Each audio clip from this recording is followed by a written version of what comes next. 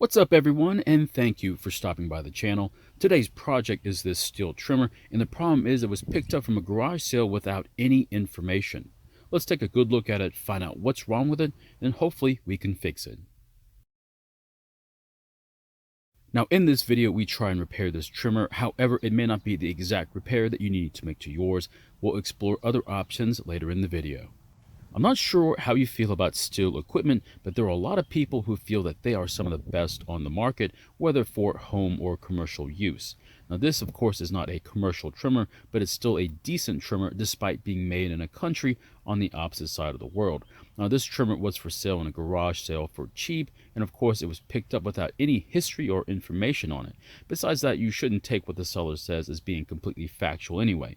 So that means I'll start with the basics. The first thing I'm going to do is check to see how healthy the engine is. The easiest way to do that is to slowly pull on the rope and feel how much the engine fights back.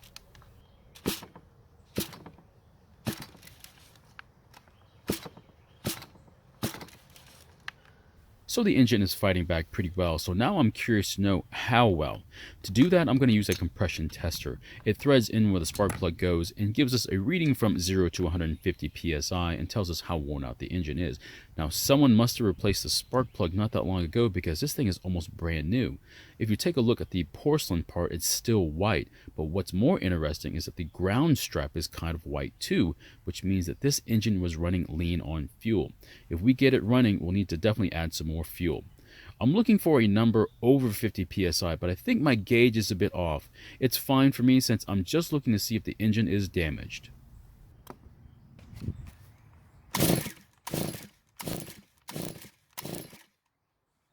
So the reading is about 65 psi, which just means that the engine is in great shape and it's not damaged. Like I said, I use the reading as a sort of go or no-go gauge. It doesn't mean that the engine is worn out. Now since the spark plug is out, I'll pour some fuel into the engine and see if the engine will start for us.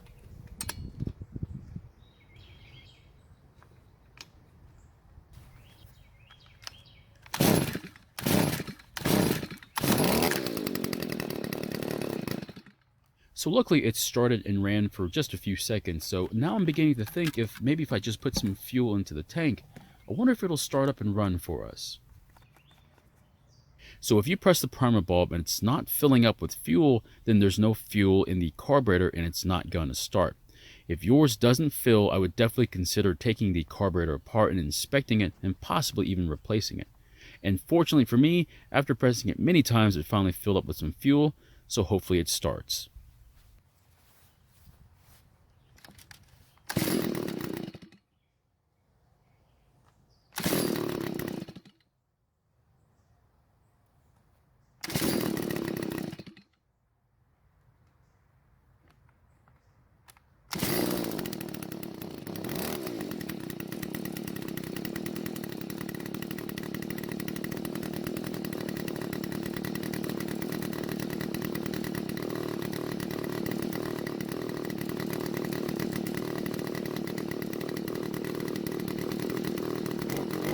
So it starts and idles, however it dies when you squeeze the trigger, so more than likely the carburetor isn't delivering enough fuel to the engine.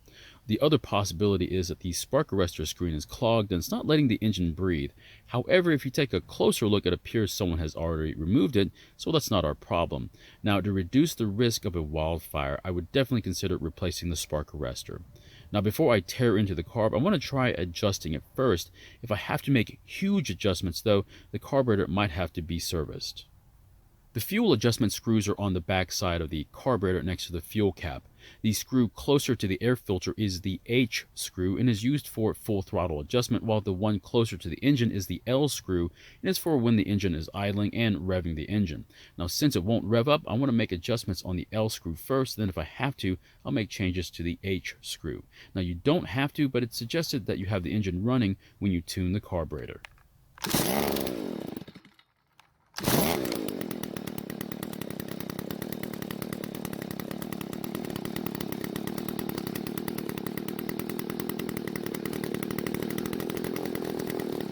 Now, before making the adjustments to the L screw, I wanted to turn the idle screw clockwise a bit to raise the engine speed. The engine died, but I'm still going to turn the L screw counterclockwise till it hits the stop. Then I'll start the engine again and see if it still dies when I squeeze the trigger.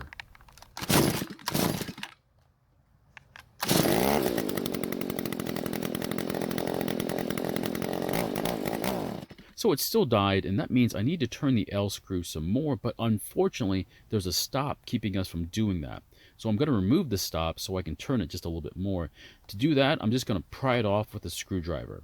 After that, I'm going to turn it about a quarter turn counterclockwise, and then I'll start it up and see if it improves.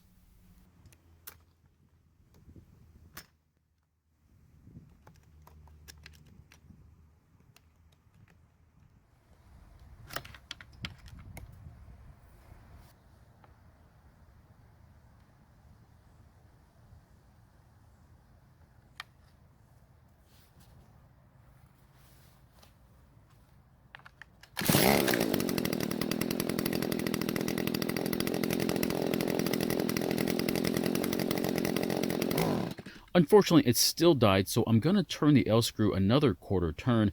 At this point, though, I don't want to just keep turning the L screw, and I want to turn the H screw some. So that means I'm going to have to remove the limiter on that screw as well. I'll start by turning the H screw counterclockwise a quarter turn. Then I'll start the engine and see if it improves again.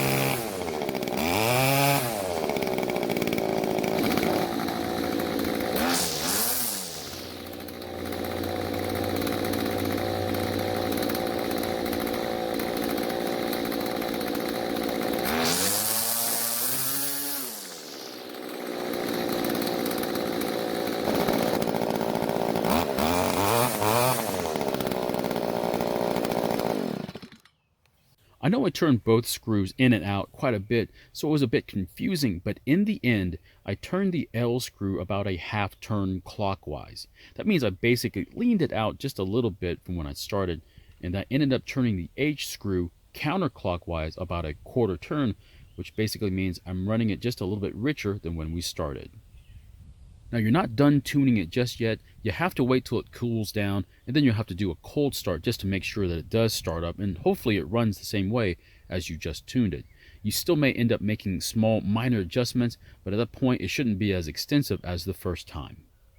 Another reason why your trimmer might be dying when you squeeze the trigger is that the carburetor's metering diaphragm is beginning to harden up.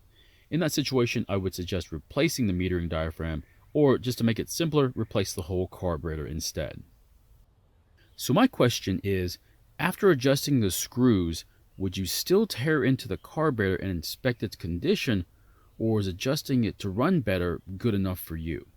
I know what I would do, but I'm more curious about what you would do. Thank you for watching. I really appreciate your time here. Please feel free to ask any questions. and I hope to see you in my next video.